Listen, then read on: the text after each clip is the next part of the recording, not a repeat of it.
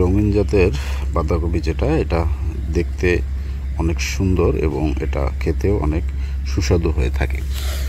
এটা হচ্ছে অক্টোবর থেকে ডিসেম্বর মাসের মধ্যেই হলো এই রঙিন জাতের বাঁধাকপিটা লাগানো যায় এবং এইটা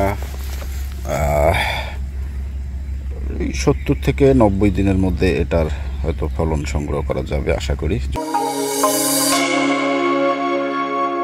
আসসালামু আলাইকুম।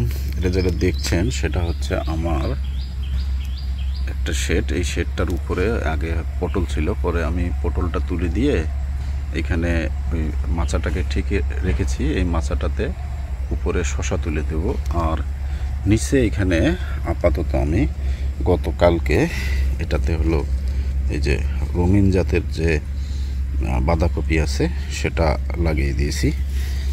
এই রঙিন জাতের বাঁধাকপি যেটা, এটা দেখতে অনেক সুন্দর এবং এটা খেতেও অনেক সুস্বাদু হয়ে থাকে। এটা হচ্ছে অক্টোবর থেকে ডিসেম্বর মাসের মধ্যেই হলো এই রঙিন জাতের বাঁধাকপিটা লাগানো যায় এবং এইটা 70 থেকে 90 দিনের মধ্যে এটার হয়তো ফলন সংগ্রহ করা যাবে আশা করি। যদিও আমি এর আগে কখনো এই রঙিন জাতের বাঁধাকপি চাষ করি নাই, তো এইটা আমি যেভাবে চাষ করেছি তার একটা হলো তথ্য আপনাদের মাঝে শেয়ার করতেছি। এখানে 3টা বেড আছে, 3টা বেডের একটা করে বেডে আমি 2টা করে চারা লাগাই দিচ্ছি। অর্থাৎ এই বেডটা হচ্ছে প্রায় 2.5 ফিট চওড়া।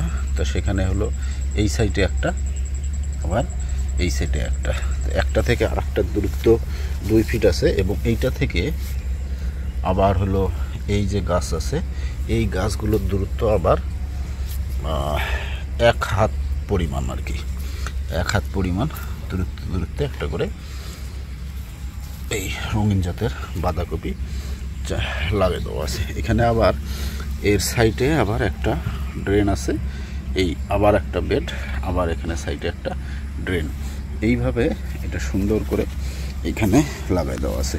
তা ড্রেনটা দেওয়ার উদ্দেশ্য হলো যে এইখানে হলো আমরা এই ড্রেন দিয়ে হলো আমাদের হলো সেচের পানিটা ঢুকবে, আর এইখানে যে বাঁধাকপিগুলো যে বেডটা আছে এই বেডটা ওই পানিটা আর কি শোষণ করে নেবে।